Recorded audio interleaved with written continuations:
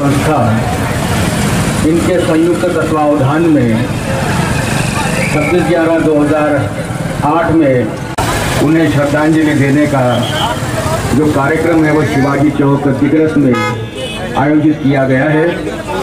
मैं दिग्रस के समस्त सम्माननीय नागरिकों से निवेदन करना चाहता हूं कि वे जल्द से जल्द शिवाजी चौक दिग्रस में देश विश्व भारत रत्न चाहता हूं कि कृपया एनसीसी के अनुशासित छात्र यहाँ पर उपस्थित है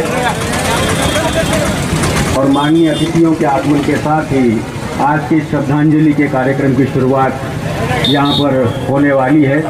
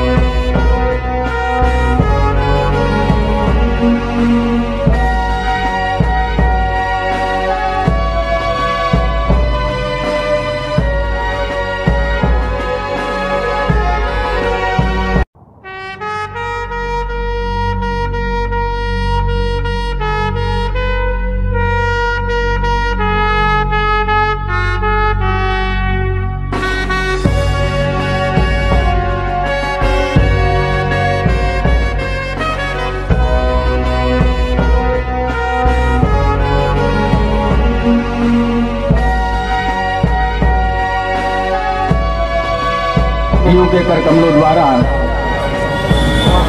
वीर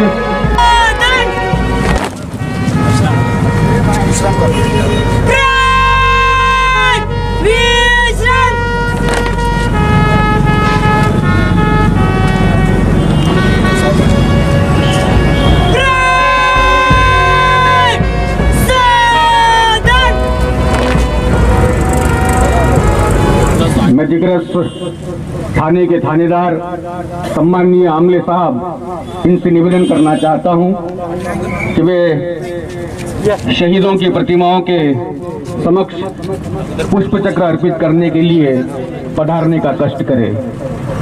सम्माननीय थानेदार साहब।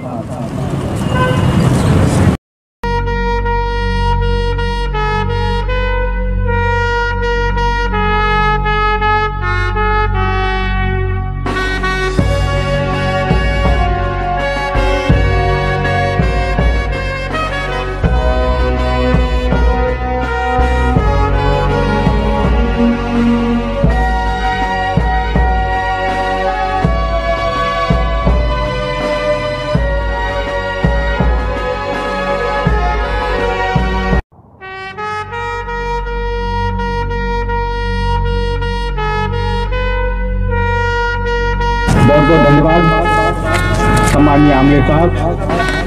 इसके उपरांत मैं निवेदन करना चाहता हूँ ईश्वर देशमुख सैनिक विद्यालय में समादेशक के पद पर कार्यरत अवकाश प्राप्त कर्नल रविंद्र जी गोखले से कृपया वे आगे बढ़कर पुष्प चक्र हाथों में थामकर शहीदों की प्रतिमाओं के समक्ष समर्पित कर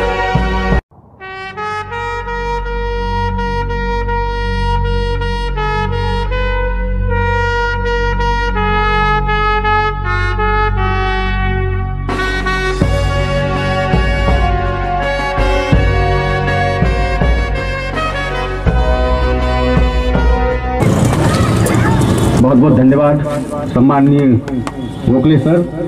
इसके उपरांत मैं निवेदन करना चाहता हूं पूर्व राज्य मंत्री एवं दिग्रस के परिवेश के शैक्षणिक क्रांति के जनक सम्माननीय संजय बाबू देशमुख इनसे कि वे शहीदों की प्रतिमाओं के समक्ष पुष्प चक्र समर्पित कर अपनी भावांजलि अपनी श्रद्धांजलि व्यक्त करें, अर्पित करें।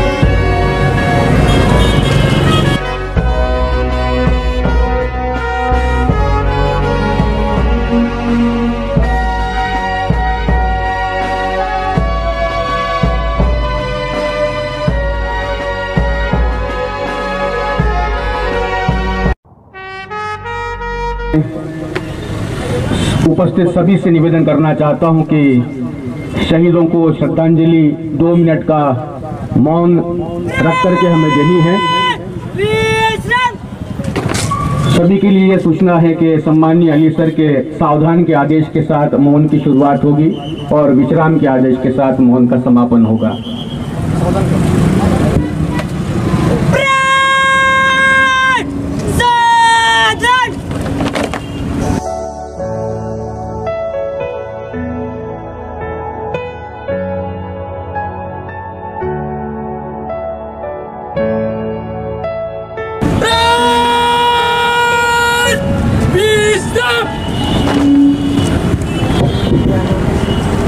जैसा कि आपको मैंने पहले ही सूचित किया, संविधान, भारतीय संविधान महज एक किताब नहीं है, बल्कि इस देश की आत्मा है, जिसे लिखने में 2 वर्ष 11 महीने और 18 दिन लगे थे।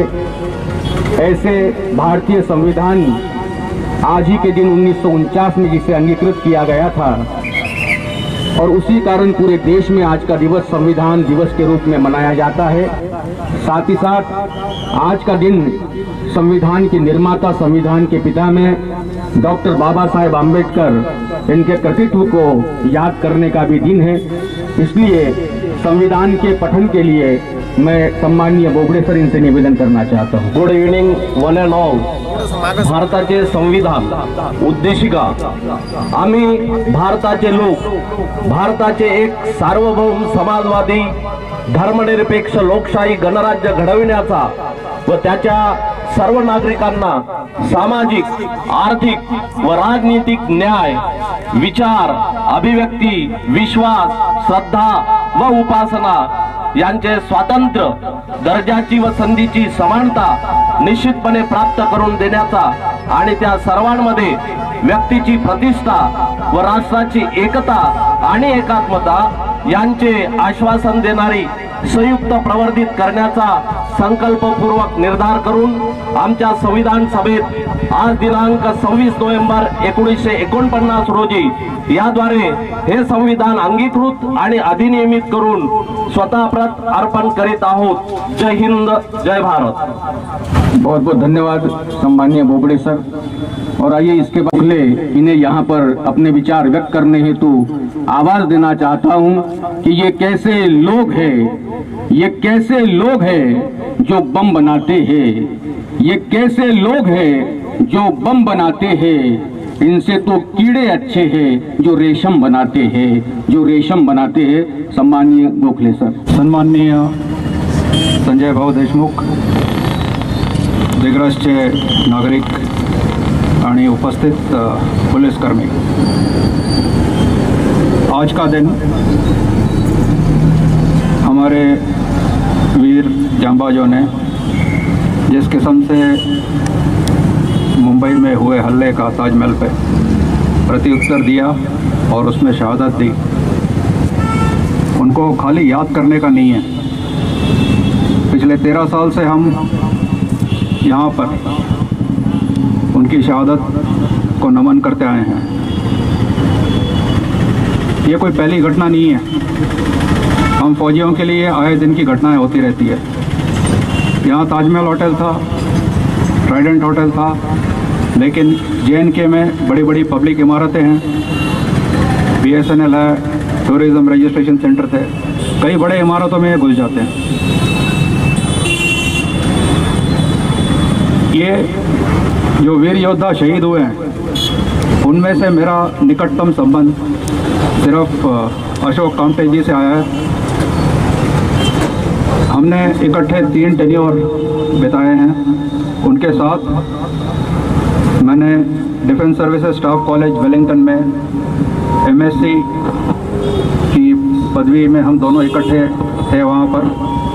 उसके बाद कोल्हापुर में जब वो SP थे तब मैं वहाँ पर आर्मी यूनिट में था एज अ 2IC, और तत्पश्चात जब वो पूना में SRP सेंटर के कमांडेंट थे एज अ DIG, तब उनसे अक्सर मिलता था।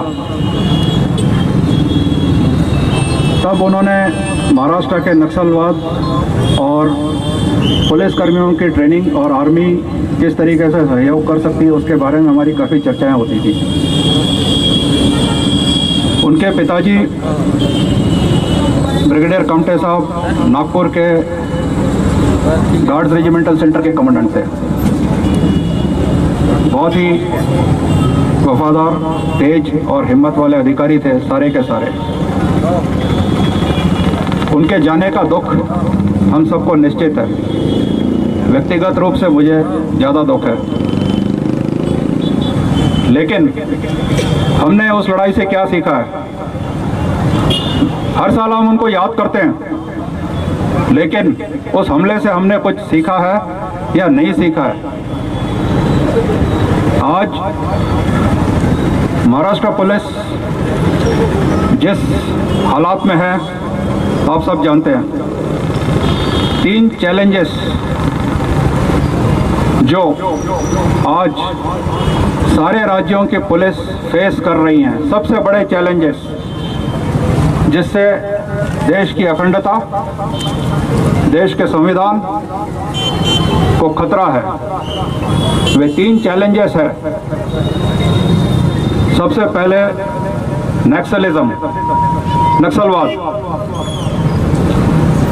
दूसरा चैलेंज है डिजिटल क्राइम, जिसको साइबर क्राइम भी बोलते हैं। और तीसरा है ड्रग्स। बॉलीवुड, क्रिकेट, मुंबई और दुबई, सबका बहुत गहरा संबंध रहा है। मुझे ताज्जुब इस बात का होता है कि इतने साल से हम लोगों ने कुछ नहीं किया। ये ड्रग्स देश को तबाह कर रहे हैं। ये तीनों चीजें अगर काबू में रख पाने में कोई भी पुलिस बल सफल हुआ तो निश्चित ये नागरिकों को सुकून दिलाएगी। आज डिजिटल क्राइम की वजह से कितने लोगों के वैलेट से पैसा गायब हो जाता है, बैंक से पैसा गायब हो जाता है, और फेसबुक और बाकी सोशल मीडिया पर कितनों के साथ सेक्सुअल अब्यूज होता है, चित्र लोगों के मॉर्फ हो जाते हैं। इसके लिए ये जरूरी है कि पुलिस दल एक अलग किस्म की अपनी ब्रांच खोले, जो खोली हुई है लेकिन बहुत कम, उसकी जो उपयोगिता बहुत कम सिद्ध हो रही है। एक स्पेशलाइज्ड डिवीजन इसके लिए अलग तैयार होनी चाहिए जो साइबर क्राइम को हैंडल करे, एक्सक्लूसिव। दूसरी स्पेशलाइज्ड वर्टिकल होनी चाहिए जो कि नक्सलवाद से निपटे। तीसरी जो बेसिक रोल है पुलिस का, लॉ एंड ऑर्डर, उनमें ये लोग बहुत अच्छा काम कर रहे हैं, उसमें कोई प्रॉब्लम नहीं है। और चौथी जो मैंने आपको बोला, ड्रग्स, ब्लैक मनी, गुंडागर्दी, इन पे कंट्रोल करना, और इसके लिए एक अलग ब्रांच चाहिए। और ये तीनों का तालमेल, और इसमें सफलता तभी मिलेगी जब इनकी इंटेलिजेंस ये पुख्ता करें। बगैर इंटेलिजेंस कुछ नहीं होगा। इस कोरोना के लॉकडाउन में महाराष्ट्र पुलिस ने काफ़ी सराहनीय काम किया है और हमें उन पर बहुत गर्व है। जिस तरीके से उन्होंने कोरोना काल में अपनी सेहत की चिंता किए बगैर, अपने परिवार की चिंता किए बगैर दिन रात मेहनत की है, और ये मैंने खुद अपनी आंखों से देखा है। खाली बड़े शहरों की पुलिस नहीं, उधर काफ़ी स्ट्रिक्ट थे पूना मुंबई में, लेकिन दिग्रस के पुलिस को मैंने हमेशा सड़कों पे पाया है सुबह शाम कोरोना कंट्रोल करने के लिए। जो उन्होंने अथक मेहनत की है, हम सब उनका शुक्रगुजार है। आखिर में 2 शब्द यही बोलूँगा कि देश की आंतरिक सुरक्षा पुलिसकर्मियों के हाथ में है। एक अच्छे नागरिक अगर हम बन सकते हैं, और ये इन 3 चीज़ों में अगर हम शामिल नहीं होते हैं, किसी किस्म के दंगे फसाद में, नक्सलवाद की तरफ नहीं जाते हैं, ड्रग्स कंज्यूम नहीं करते और नियमों का पालन करते हैं, तो यकीनन पुलिस फोर्स पर जो पड़ने वाला काम है, अतिरिक्त काम है ये सारा, वो कम हो जाएगा और ये अपने मुख्य काम के ऊपर फोकस कर सकते हैं। जय हिंद। बहुत बहुत धन्यवाद। सम्मानीय समादेशक महोदय अपने विचार व्यक्त कर रहे थे, भविष्य की चुनौतियों को हमारे सामने रख रहे थे और वर्तमान के प्रति भी उन्होंने हमें आगाह किया। बहुत बहुत धन्यवाद। इसके उपरांत कार्यक्रम के समापन की ओर बढ़ते हुए मैं सभी से निवेदन करना चाहता हूं कि राष्ट्रगान के सामूहिक गायन के साथ ही आज के इस कार्यक्रम का समापन होगा। शिवाजी चौक में जितने भी महानुभाव उपस्थित हैं, साथ ही साथ में सम्मानीय विक्रेता बंधु भी राष्ट्रगान के सम्मान में अपनी अपनी जगह खड़े रहे। सम्मानीय अली सर इनके आदेश के साथ और तीनों संस्थाओं की ओर से बहुत बहुत धन्यवाद उन्हें। विनायक जय हे भारत भाग्य विधाता, पंजाब सिंध गुजरात मराठा द्राविड़ उत्कल बंग, विंध्य हिमाचल यमुना गंगा उच्छल जलधि तरंग, तव शुभ नामे जागे तव शुभ आशीष मागे, गाहे तव जय गाथा, जन गण मंगल दायक जय हे भारत भाग्य विधाता, जय हे जय हे जय हे जय जय जय जय हे। भारत माता की, भारत माता की, भारत माता की। विश्राम। विश्राम।